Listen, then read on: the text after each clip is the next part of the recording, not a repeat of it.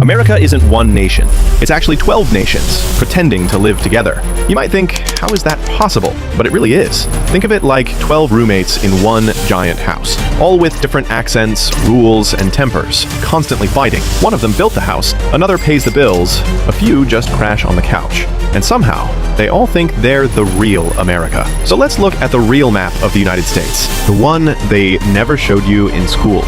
Forget borders, forget 50 states, that's the legal map, not the real one. The real map is cultural. It's built on how people think, live, argue, and vote. If you redrew America by behavior, not borders, you'd get something wild. 12 overlapping nations, each with its own values, pride, and language. When they clash, it's not left versus right, and you can see it everywhere. Why New York feels like a different planet than Alabama. Why Texas thinks differently than California. Why do neighbors in the same country argue like strangers online? It's not random. It's geography, history, and attitude. The same patterns you see on voting maps, accent maps, even Google search trends, they all line up with this invisible cultural blueprint. Once you see this map, you'll never look at America the same again. And one journalist finally mapped them out, revealing America's biggest secret.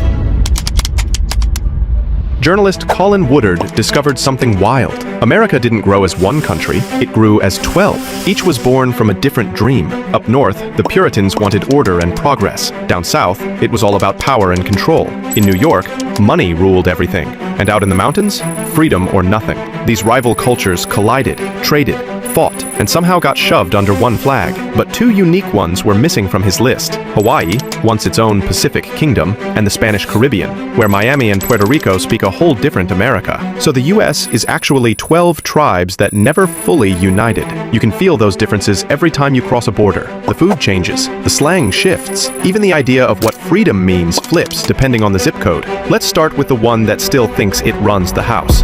Yankeedom.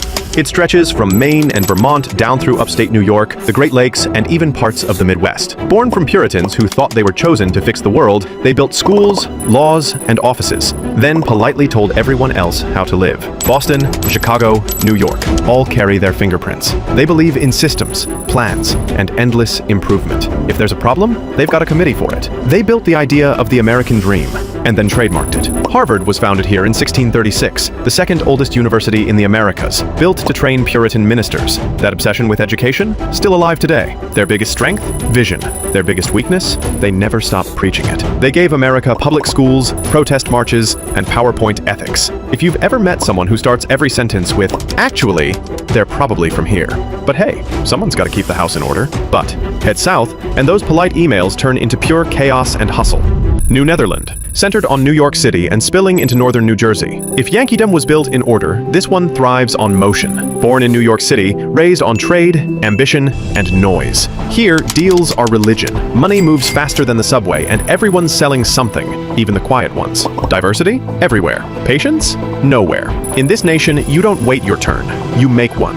New Netherland has no time for small talk, unless it's a podcast. Yankeedom writes the rules. New Netherland sells them back. Even when the English took over New Amsterdam in 1664, they kept Dutch trade laws because they worked too well to replace. That's how deep this city's hustle runs. It's the global city that never sleeps, because if it did, someone else would take its spot. The Dutch founded it for trade, and that DNA never changed. Hustle is still the native language, and somehow it works. But while they built skyscrapers, another nation built plantations, and never really let go of its past.